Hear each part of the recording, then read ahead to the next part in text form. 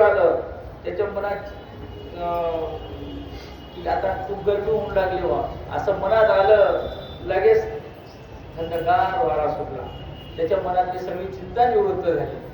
पहा पहा पहा पहा पहा म्हणे, चिंतामणच्या सडका आहे, अमृताची गंगा वाहते. चंद्रभागाने पाहिली, राजाने पाहिलं, हो म्हणे गड्या, अमृताची गंगा आहे. अमृताची गंगा दिसली, चिंतामणीच्या सडका दिसल्या. आणि आता देवाचं मंदिर आलं. देवाच्या मंदिरात गेले आणि मग त्याला पाहायचं होतं की आपली आई तिथे उलट्या पदर घालून झाडून मारते का. मग जसा नामदेव पायरीच्या गेला राजा, तसे ही माऊली, ही देवी, राजाची देवी, तिच्या हातामध्ये ते झाडू आणि ते काय म्हणतात सुपली, हा ते केर भरण्याची सुपली तिच्या हातात. आणि दिसली त्याला आई, तशी आई दिसली, तसा लगेच गेला आणि पाया पडला. अरे अरे थांब, मालक समोर बसले. काय म्हणते देवी, इथे पाया पडायचं नाही, मालक तिकडे आहेत म्हणे. यानं तोंडात बुट घातलं की खरंच आपली देवी या देवाच्या पुढे उलटा पदर करून झाडू मारते. हा देव केवढा असतो. गेला तेव्हा देवाचं रूप पाहिलं महाराज, आणि एवढं सुंदर रूप. सावळे परब्रह्म आवळे देव, सावळे परब्रह्म आवळे जीवा. त्याचं सुंदर रूप पाहिलं. आणि ते सुंदर रूप पाहिल्यानंतर त्याला असं वाटलं की या देवाला आपल्याला आपल्या घरी हट्ट धरला. त्यानं हट्ट धरला. देव म्हणले गड्या राजा, ठीक आहे मी येतो. मग भानुदास महाराजांनी विठोबाला पुढे नेलं, कर्नाटकात नेलं. आणि मग तिथे देवाला कुलपामध्ये तिथे राजा रोज पूजा करायचा, देवाची रोज पूजा करायचा. देवाला पुढे जाऊन ते मग देवाला पहिले सांगितलं होतं की राजा मी येतो, माझ्या भक्ताचा कधी अपमान झाला तर मी राहणार. देवाने पहिले बोलून घेतलं. देव गेले कर्नाटकात. काही दिवस राहिले. इकडे पंढरपूरची कार्तिकी वारी आली असेल, आषाढी वारी मध्येच लगेच वारी आली. आणि वारी देव मंदिरात नाही.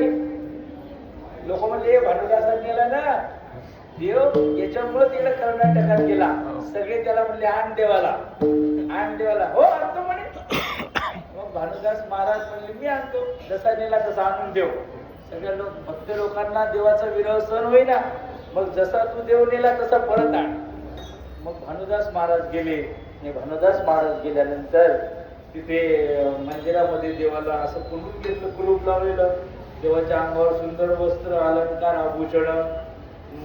आणि मग देवाला पाहिलं भानुदास महाराजांनी. देव म्हणले गड्या बरं झालं आला, मला अजिबात इथं करमत नाही. इथे सगळं नैवेद्य आहे, सगळं आहे, पण मला तिथे नामदेवाला बोलायची सवय. माझ्या दरीच्या घरी जाऊन कळण जायचं, सगळ्या गप्पा मारायच्या चोक्यासोबत. आणि हे काय म्हणे ते एकटाच. बरं झालं आलं म्हणे, ऐका. मग भानुदास महाराजांनी देवासोबत रात्रभर गप्पा मारल्या. आणि देव लय नाटकी. देवानं आपल्या गळ्यातला तो सुवर्ण वैजयंती माला घालून टाकली त्याच्या गळ्यात. अरे अरे अरे पूजेची वेळ झाली म्हणे, चल जा लवकर राजा येईल. कुलप तसे देव लगेच हात जाऊन बसले. आणि राजा पाहतो तर देवाच्या अंगावर गळ्यामध्ये वैजयंती माला नाही. मग देवाची माळ चोरली, देवाची माळ चोरली. कोणी चोरली, कोणी चोरली, कोणी चोरली. मग शोधा म्हणे त्या चोराला शोधायला गेले. तर हे महाराज नेमके गंगेवर आंघोळ करून पूजेला बसले होते, ध्यानस्थ बसले. सूर्याचा उदय झाला आणि लख प्रकाश पडला. त्या प्रकाशानं याच्या गळ्यातली ती माळ चमकली. हे काय असो ऐसा कुठे आठवची नाही, देवीचं देवी गोकुळाच्या गळ्यात तुळशीची माळ आहे का वैजयंती माळे साधू संतांना काय नसते त्याचं. आम्ही म्हणतो बाबा मग कपडे बनियन आणू का. अरे काय आणतो म्हणे बनियन.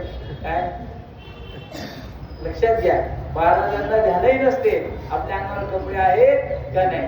मग ते गळ्यातली माळ त्याचं काय लक्ष म्हणे त्याचं? तर त्या सूर्याच्या प्रकाशाने ती चमकली आणि सैनिक म्हणले अरे हा वाजला चोट्टा. साधूचं सोंग घेऊन घुसला त्याला, आणला ओढतच आणलं राजासमोर उभं केलं. तर राजाने ओळखावं हेच ते महाराज आहेत म्हणून, पण त्यानं काही ओळखलं नाही. मग राजा म्हणला नीट पाहिले सुद्धा नाही राजानं.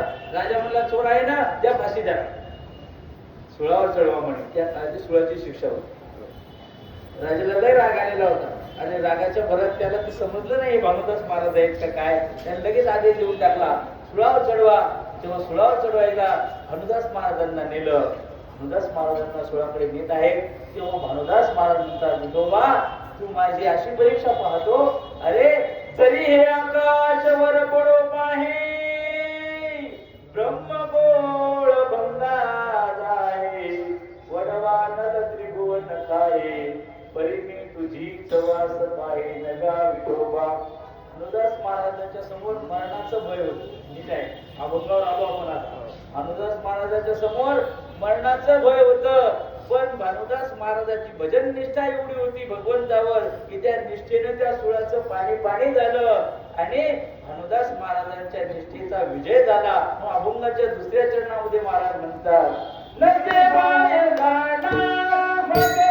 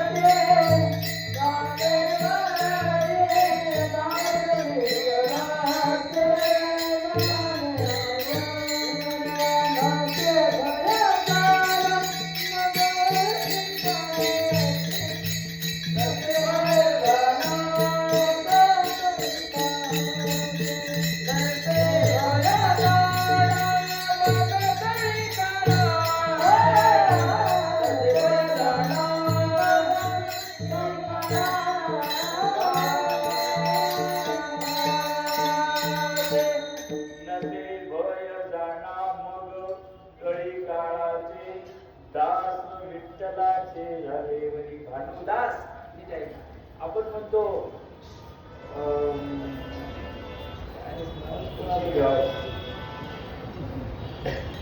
राजू पाटील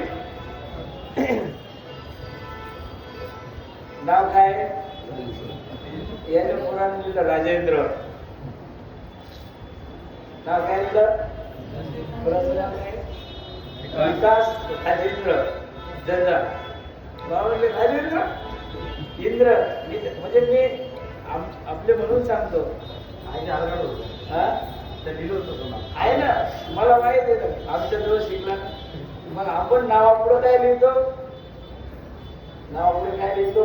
राव पाटील. इथे लिहिलं दास. मी हे सांगतो तुम्हाला भानू दास. जो दास होतो त्याचं मरण सुटते, जो राव होतो त्या रावाचं मरण सुटत नाही.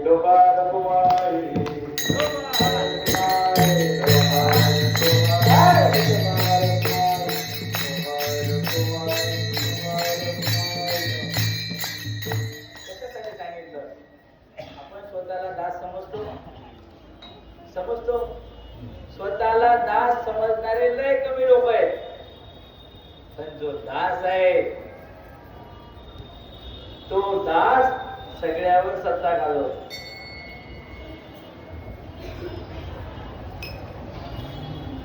कशासाठी सांगितलं की देव हरिदास व्हा गुरुदास व्हा.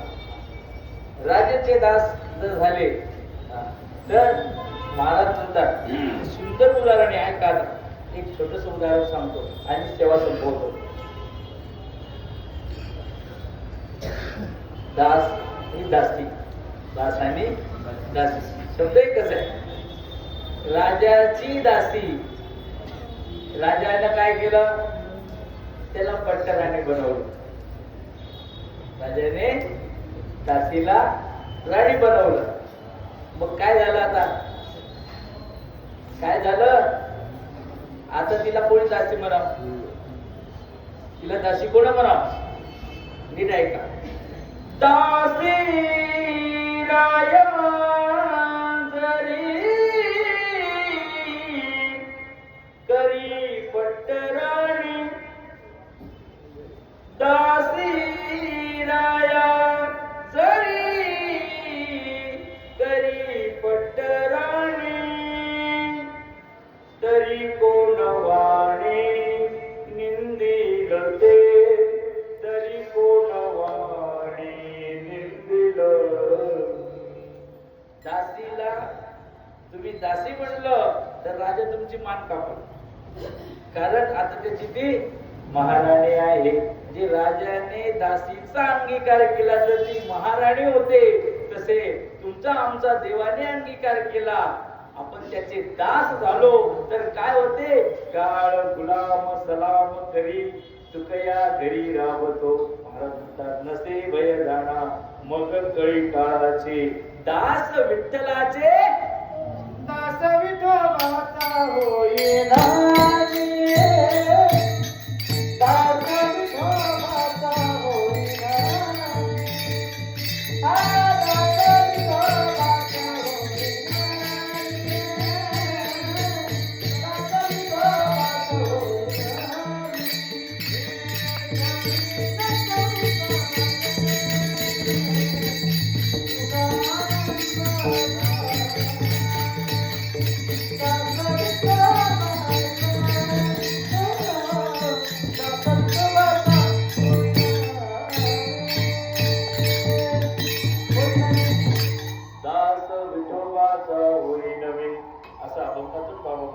दास झाल्यानं काय होते, अभंगाच्या दुसऱ्या चरणात सांगतात, नसे भय जाणा मग कळी काळाचे. कळी काळाचं भय कसं निवारण होते, सूळ समोर आहे, पण भानुदास महाराजांची भजन निष्ठा अशी होती की त्यांनी त्या सुळाचं पाणी केलं. कशामुळं, विठोबाचे दास भानुदास महाराज विठोबाला म्हणतात, जरी आकाशवर पडो पायी ब्रह्मगोळ भंग जाई, वडवानल त्रिभुवन काही, वरवी तुझीच वास पायी नका, विठोबा करी अनेकाचा पांगेला. मी दुसऱ्याकडे जाणार नाही, तू आमची कशी परीक्षा घे, मी दुसऱ्याकडे जाणार. याला म्हणतात दास. नीट आहे का. म्हणून देवाचे दास झाले, दास विठ्ठलाचे झाले वरी, नसे भय जाणा मग कळी काळाचे. व्हायचंच असेल तर काय व्हा, हरिदास व्हा, गुरुदास व्हा. संसारामध्ये राजाचा दास व्हा. राजाचा दास झाला तर मान्यता मिळेल. बाबांनी सांगितलं की राजाने तिचा अंगीकार केला, पट्टराणी झाली. दुसरं उदाहरण महाराजांनी सांगितलं, गंगेशी ओहळ पावलिया. गावातलं गावीचे लेंडवळ महाराजांची ओवी आहे, ज्ञानेश्वर महाराजांची ओवी आहे. ही गावातली जी मोरी आहे, मग नाला आहे, मग गंगेशी मिळता गंगाजळ. ते लेंडवळ आहे पण गंगेला मिळालं. आता त्याला कोण म्हणणार आहे की हे नालं आहे म्हणून, पण त्या नीट आहे का, आता शांततेत आहे का, ते गंगेला मिळण्याच्या आधी, ते नालं गंगेला मिळण्याच्या अगोदर त्याला खूप प्रयास करावा लागतो. किती प्रयास करावा लागतो, गंगा म्हणजे हो बाजूला, तर हो दूर, तुझा वास येतो, तर हो दूर. पण ते काही त्या गंगेचं तिच्या माघारी जात नाही. आई लेकराला दूर साधलं, मग लेकराला म्हणलं जा तिकडे, मी काय तिकडे जेवतो. असे जर झाला तर तुला उपाशी राहावं लागेल. एकदाच्या वेळ बाहेर, एकदाच्या वेळ. मग आईने दूर सारलं तरी जायचं आईजवळ, गंगेने दूर सारलं तरी त्या लेंडोळ्याने नाल्याने जायचं कुठं, गंगेच्या जवळ जायचं. परिणाम बाबा म्हणतात की ते छोटस नालं प्रयास करून करून करून करून एक वेळ गंगेत मिळालं. आता मिळाल्यानंतर आता ती नाला कोणता गंगा कोणती ओळखू येत नाही. मग ती गंगा त्याला जाऊन घेऊन जाते समुद्रात. नीट ऐका. तसं संसारामध्ये राहत असताना आपण सर्व भावाने गुरुला शरण न्यायचं. ते गुरु आपल्याला परमात्म्यापर्यंत घेऊन जातात. मग नसे भय जाणा मग कळीकाचे दास विठ्ठलाचे झाले वरी. पण जीवनामध्ये काय करायचं, हरिदास गुरुदास होऊन दास्य भक्ती करायची. या दास्य भक्तीने काय होतं तर माणूस समर्थ होऊन जातो. विठोबा रघुवा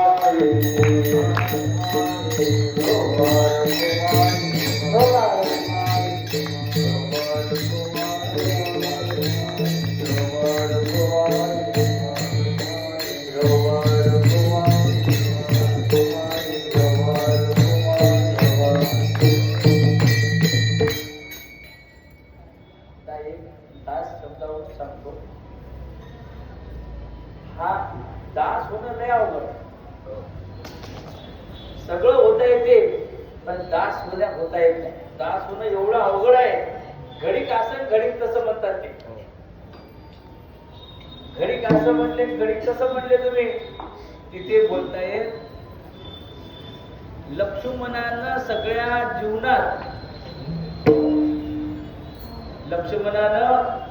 जीवनात रामाची सेवा केली. असं मला कमी टाकत लागते.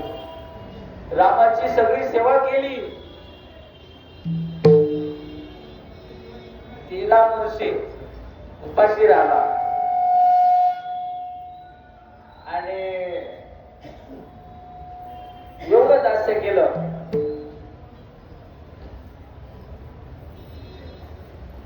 एकदा रामप्रभू म्हणले लक्ष्मणा सीतेला नेऊन सोड. तुझ्या आईला वनात नेऊन सोड. किती अवघड प्रश्न आहे बाबा. लक्ष्मणाला ऐकावं लागलं. लक्ष्मणाला ऐकावं लागलं. सीतेला वनात नेऊन सोड म्हणलं की सो. सीता मातेला वनात नेऊन सोडलं.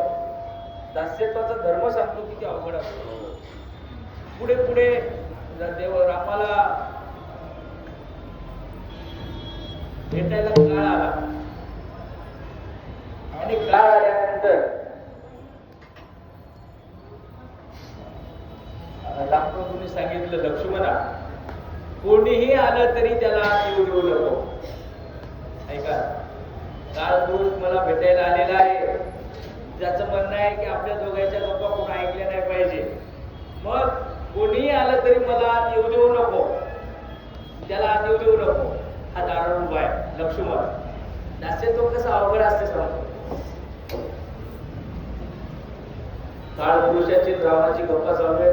म्हणे महाराज तुमचे आता सगळेजण वाट पाहून राहिले वरती. अवतार कार्य उरकून घ्या. रामप्रभू म्हणजे ठीक आहे. एवढं ठीक आहे आहे शब्दच राहिला फक्त बोलायचा. हे बाबा आले पुढे इकडं ऋषी महाराज दुर्वास ऋषी त्याच्या दारात आले. मला आत्ता रामाला भेटायचं. काय म्हणले दुर्वास मध्ये मला आत्ता रामाला भेटायचं. तर याला काय सांगितलं होतं कोणी आलं तरी आत येऊ. दुर्वास ऋषी म्हणले मला आत्ता भेटायचं. ते म्हणजे थांबव 5 मिनिटं. ते म्हणजे मला आत्ता भेटायचं. जाऊ देतो का जाळून टाकू सगळी अयोध्या. याला वाटलं की एवढं सगळं अयोध्येचा नाश होईपर्यंत जाऊ म्हणे अगोदर शाप देतो. नाही तर शाप आपल्याला भेटल्याच हरकत नाही पण अयोध्या जाळून टाकतो म्हणे सगळी. मग सगळ्यांचं हित पाहून लक्ष्मणानं त्याला आत जाऊ दे दुर्वासाला. दुर्वास ऋषी आत गेले की काळ पूर्वी गुप्त झाला. त्याच्या गोष्टी तशाच राहिल्या मधात. रामप्रभू म्हणले लक्ष्मणा तू माझं ऐकलं. ऐकलं का? तुला काय सांगितलं होतं?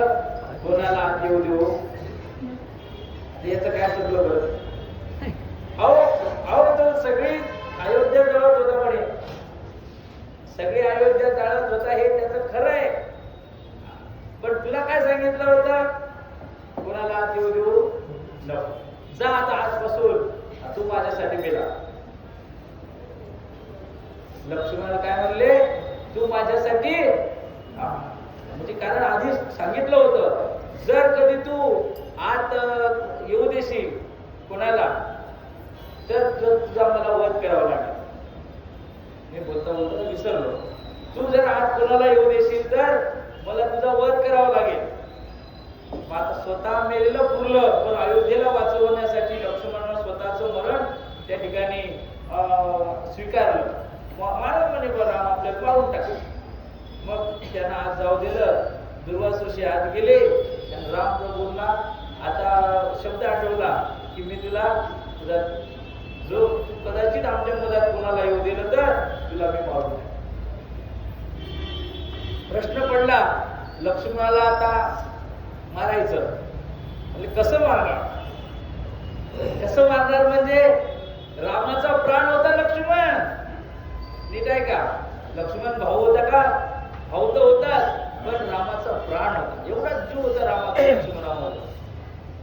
हनुमान म्हणले देवा तुम्हाला त्याला मारता येणार नाही. म्हणजे मग एखाद्या माणसाचा त्याग करणं हेच त्याच्यासाठी मरण असतं. नीट आहे का? एखाद्या माणसाला सोडून दिलं, जा म्हणे तू तोंड दाखवून नको तुझं मला, एवढं म्हणलं म्हणजे तो त्याच्यासाठी मेलेला असतो. म्हणे लक्ष्मणाचा त्याग करा. लक्ष्मणाचा त्याग करा म्हटलं हे हनुमंतानं सांगितलं आणि रामप्रभूंनी लक्ष्मणाचा त्याग केला. लक्ष्मणाला इतकं दुःख झालं की रामाच्या आधीच लक्ष्मणाने जीव सोडून दिला. सोपा आहे माझा दास होणं. दास्य भक्ती सगळ्यात अवघड आहे की हे करावं का ते करावं ते कळत नाही. पण बाबा म्हणतात की सर्वस्वानं जर तुम्ही दास झाले तर तुम्हाला काळाचीही भीती त्या ठिकाणी उरणार नाही.